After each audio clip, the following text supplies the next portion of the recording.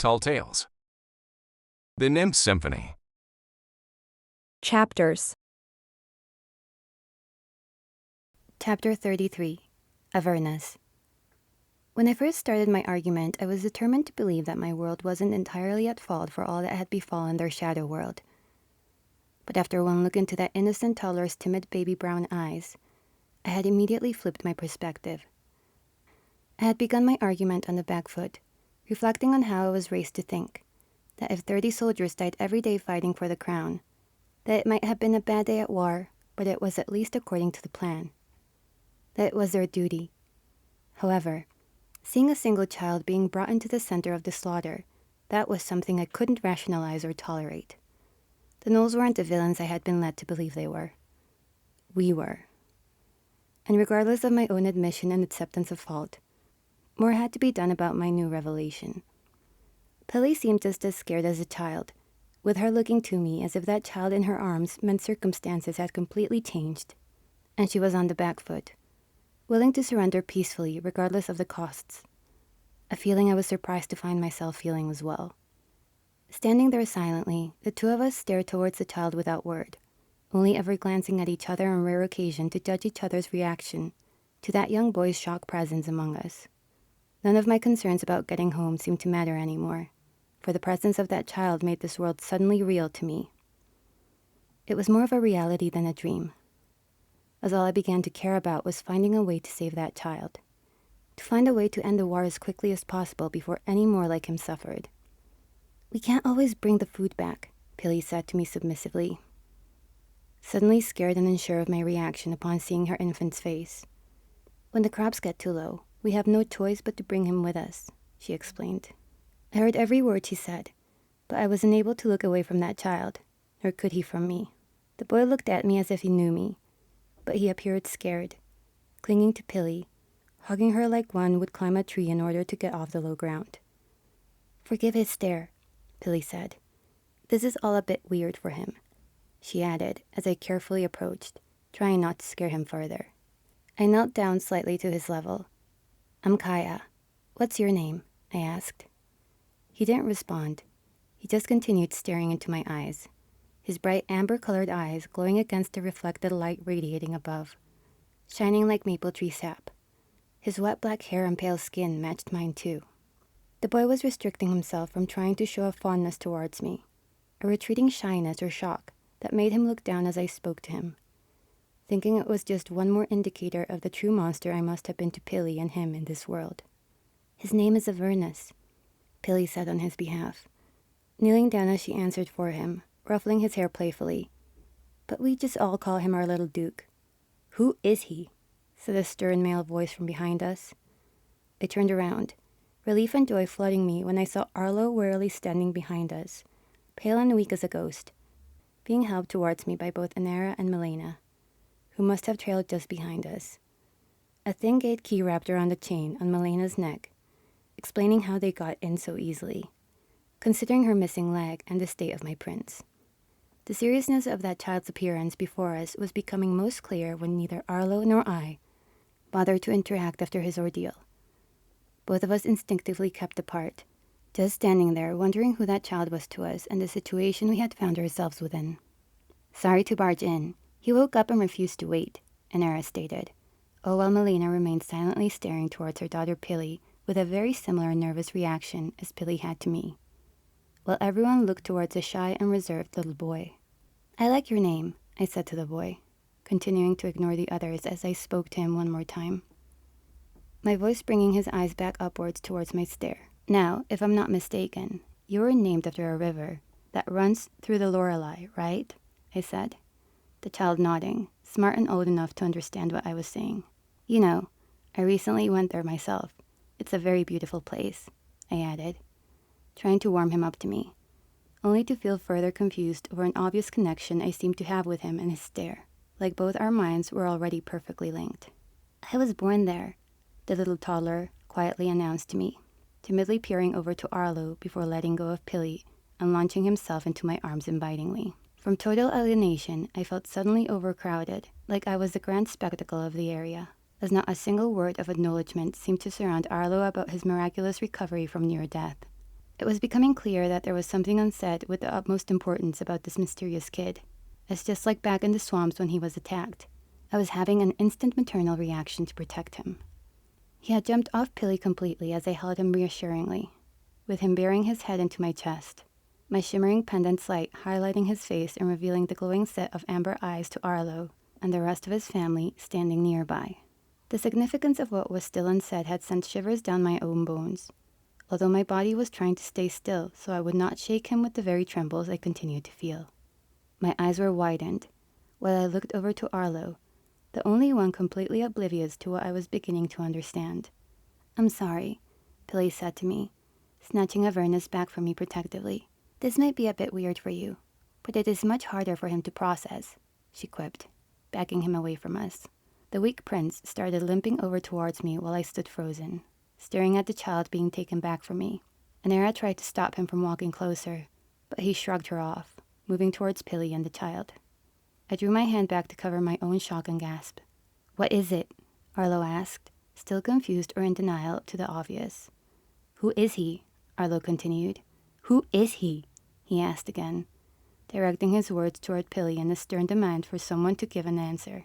"Is he our son?" he finally dared to ask, his confusion and fear appearing almost hostile. "No," Pilly replied, backing away from the two of us, Avernus still in her arms. "He's Levi's son," Pilly announced, seeming annoyed by the very notion of him being related to Arlo and me. "The father you poked a sword into," she then snarled to him, walking past Arlo as she rushed Avernus towards Milena to take. "Take him home. He has had enough time with Grandpa today." Pilly put Avernus down against the ground of Milena as her mother took him by his hand. "How is Grandpa today?" Milena asked him, as she started walking and tugging him back in the direction of the hut, the child staring back at me, ignoring Milena's question, but continuing to walk with her. We watched him turn the corner and disappear into the fields, the four of us all staggered for words. Pilly handed me a large strange fruit she tugged down from the nearest plantation angrily, squashing it into my right hand, expecting me to pass it over to the prince so that she wouldn't have to. "Clean water's up there on the top level of the distilling platform," she directed to us, walking up the pedestal stalks towards the bright staked scarecrow figure illuminating above. "Hurry up," she snapped rudely. Arlo was hunching over, puffing from his walk like an old man who needed to rest his arm against his knee each forward step he took, swaying as he struggled to stay upright, due to either shock or severe blood loss and anemia. "Let me help you," I offered, putting his uninjured arm around my shoulders, his usual pride just as enervated as he accepted mine and Anera's combined help without a fuss. The three of us shuffling him up the inclining wooden post stairs towards the bright glowing center stake on the second-level raised boardwalk platform. "Are you okay?" I finally whispered to Arlo as I watched him faintly try to walk on his own, stubbornly struggling to move alone. "Don't fall for this con," he whispered back, appearing to think we were victims of the same dream-walking perception I had at the beginning of our arrival in their world. "This is real, Arlo," I said to him. "It's not. It has to be staged," he said as we wandered up towards the top-level wooden stake, empire of which the bright illuminated scarecrow remained chained to, overlooking the entirety of the swampy crop field. "There's someone here to see you, Dad," Pilly said. "And I'm quite sick of them all. So they're your responsibility now," she added. The white glare that blinded us, suddenly dimming as a motionless statue figure behind it began to move and swivel its head in face of us, cracking and creaking as an old dry man awoke from his slumber. Her father, Helios, began emerging out from his shrine, red and raw as if he had been set aflame, wriggling against the chains that bound him to that stake, squinting his eyes as he tried to recognize each of our faces. It took a few seconds for our own eyes to adjust to the darkness. "Dad?" Arlo cried out exhaustedly, breaking free from Anera and my grip as he climbed a pile of wooden blocks that elevated him, as he tugged at the chains attempting to free his skinny, frail father, a burnt dying man who dangled down from the shackles, weakly and stared at all of us. "No, don't. Leave them, please. I have the key," Helios said wearily. "They stopped me from falling in case I collapse," he said. Pilly moved to find a bucket of fresh water beside the right corner of the platform, appearing unfazed by the sight of him as she pulled out a glass cup from that bucket and filled it up with as much water as it could carry. "Father, you let Duke out of your sight again. You can't keep doing that," she warned him before pushing the cup into Arlo's hands. "What happened to you all?" Arlo asked in a state of fret and panic. "What's going on?" he added, his swaying more heavy and uncontrolled as they quickly moved over to hold him, failing to find any objects on that platform where he could sit down upon. "As if you haven't figured that out yet," Helios said. "Our world is doomed. The plants just don't grow naturally anymore, and I can't keep this farm alive for much longer," he divulged. "We have weeks left, if not days here." "Then why do it?" Arlo asked hysterically. "Why live?" Pilly snickered back. "No," Arlo snapped. "Why stay in the borderlands? Just remove those teens and run. Even the Badlands must be better than living like this." "We have no choice. They patrol the borders," Helios replied. "We're prisoners, and my service here helps ensure everyone's survival. That was the deal I struck in order to spare my family after the mutiny we committed," he stated gravely to us, Pilly edging at the very notion of the word. Clearly a fresh memory and touchy subject for her to have and deal with, as she went back to fidgeting and twirling that small bronze ring around her finger, most submissively. "Levi was all we had left," Billy said, fighting off a few tears as she tried to tell the story. "He was going to be the one who did it, the one who stopped Midas. But now that hope is dead, because all the heroes we once had trying to save us are either dying or already dead, leaving only the villains fighting for what little scraps are left," she added quite dramatically. "Now, if you'll excuse me, I have to go. I have a castle to help siege and a doctor to abduct," she stated, descending down the planks and wandering off without us. The bruised ripe fruit she gave me was still oozing slightly in the palm of my hand, an item heaps more valuable to them than any caravan of silver and gold offered to shroud that truth. It was a lot to process in the space of a minute. The world I once knew felt upside down. A dark truth about things once considered valiant and heroic were starting to feel catastrophic and heartless. I thought about the body count records our kingdom kept as a means of glorifying the soldiers who climbed the ranks.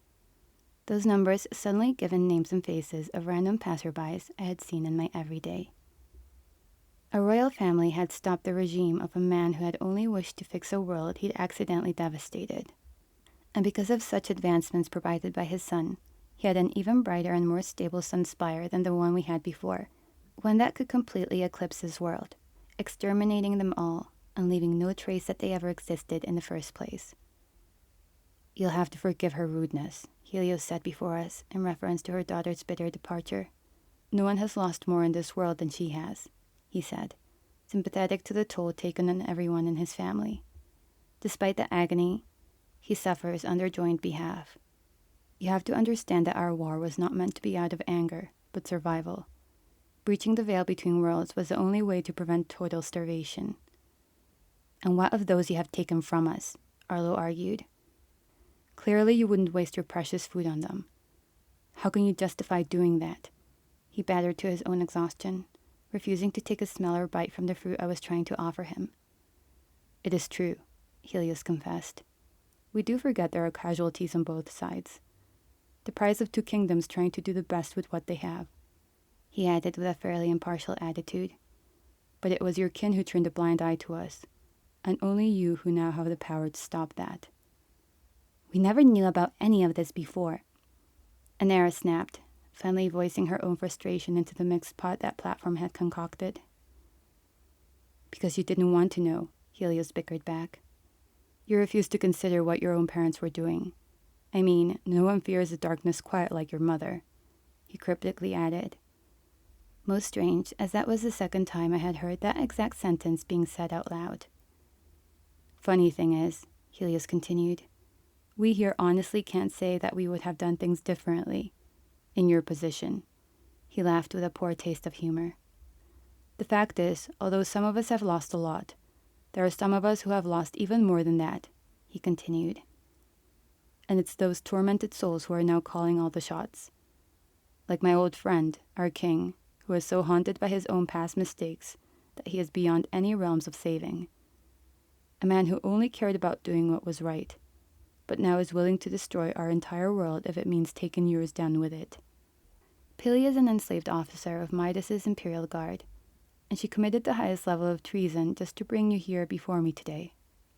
Just as it's high treason for me to inform you of exactly where Midas and Camilla will be tonight, now that they know of your plans to permanently fix the Sunspire in your world, he revealed, putting as much emphasis on how crucial the seriousness of the situation was for all of us concerned.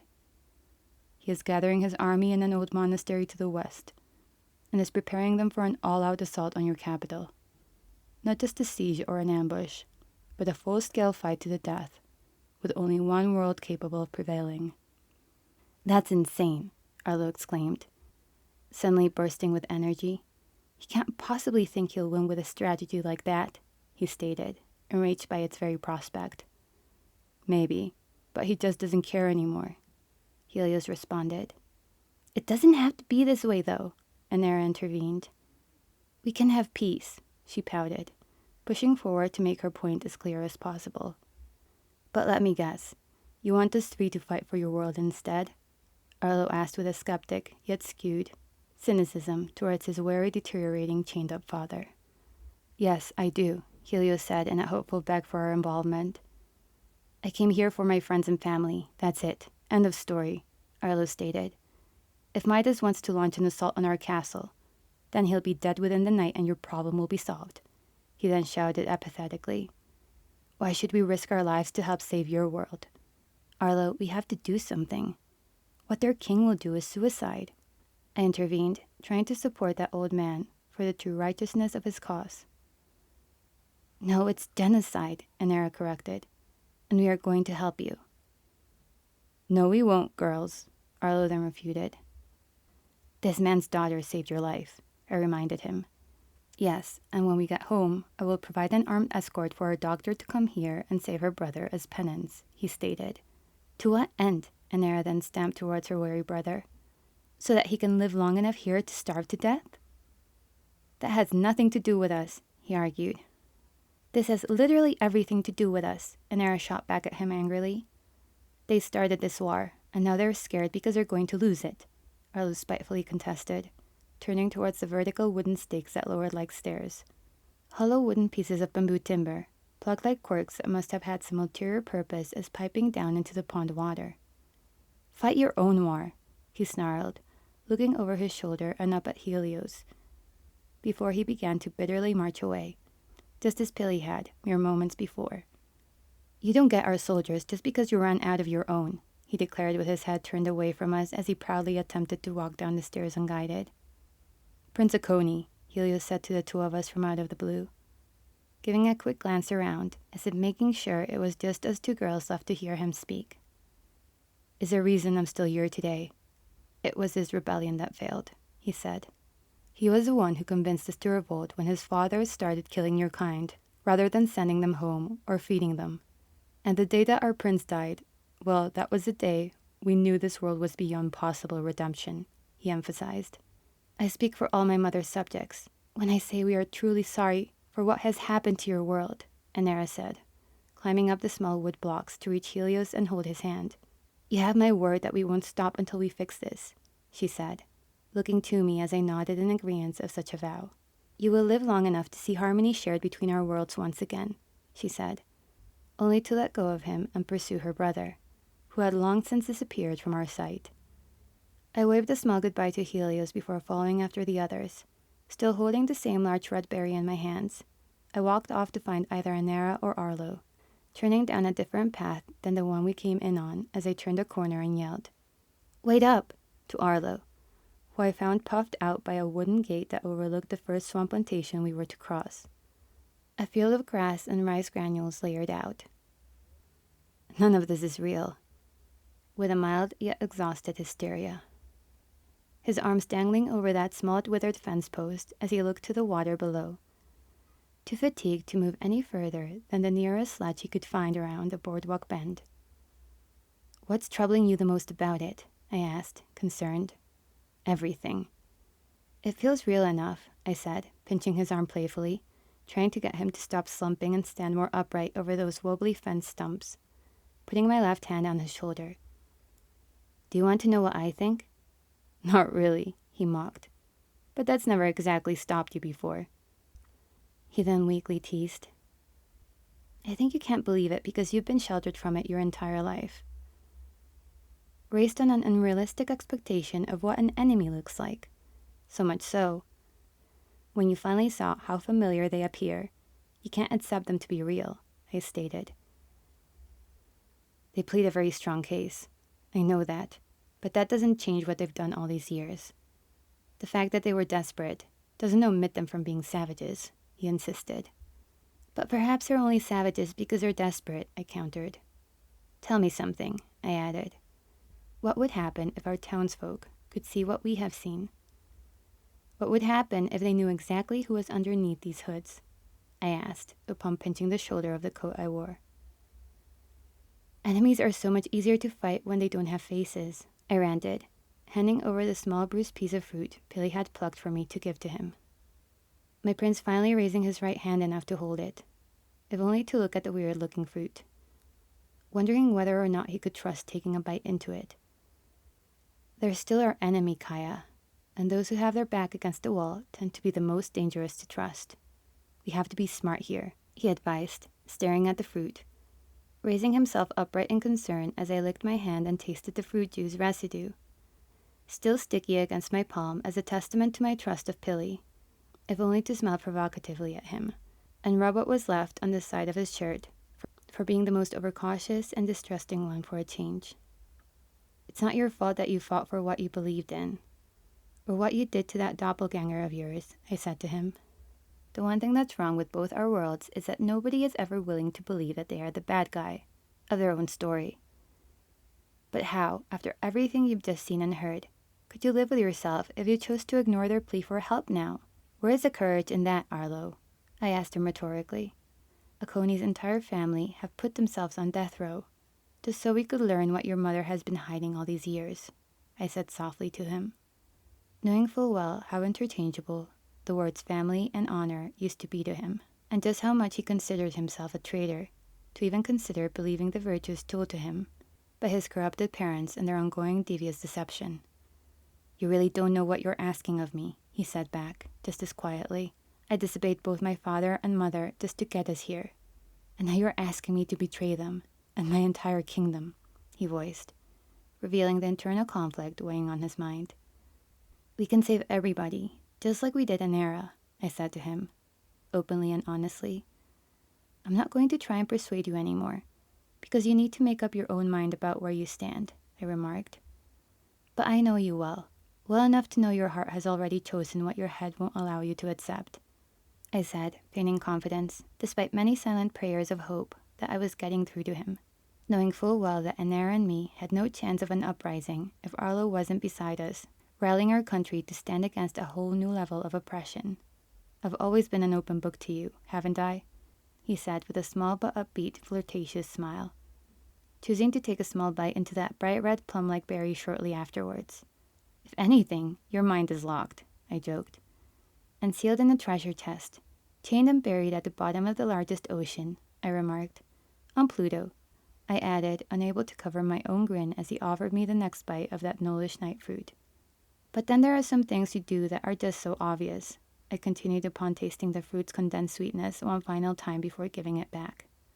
"Likewise," he said, maintaining the same lovable boyish smile, his face illuminated by the shining light above, with Helios back to his grinding task of keeping the lengthy harvest grove alive, our conversation becoming a little less serious and lighter, if not a little too peculiar, given the severe state of more important things. "Well," I stalled unsurely, bidding my time as I considered what I could do and could not confess out loud. "I know you would rather take a hit than lose your footing in a fight," I said in compliment to his bravery, while gazing into the dark forbidden forest that was his hazel-green shining eyes. "And, I know you would dive yourself into an army rather than watch me face one alone," I added, appreciatively. My nerves were heightening as I had begun speaking my thoughts sporadically, yet somehow coherently, unable to shake the memories of us and all we shared back in the Badlands.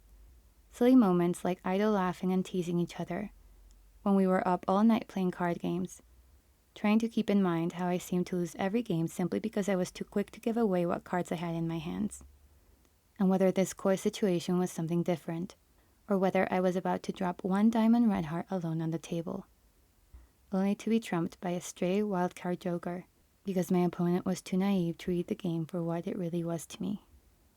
I took a deep breath upon losing my voice for the moment, my halt clearly noticeable, as Arlo stood there patiently in wait. And that you made a deal with your mother that you regret just to keep me safe, I continued.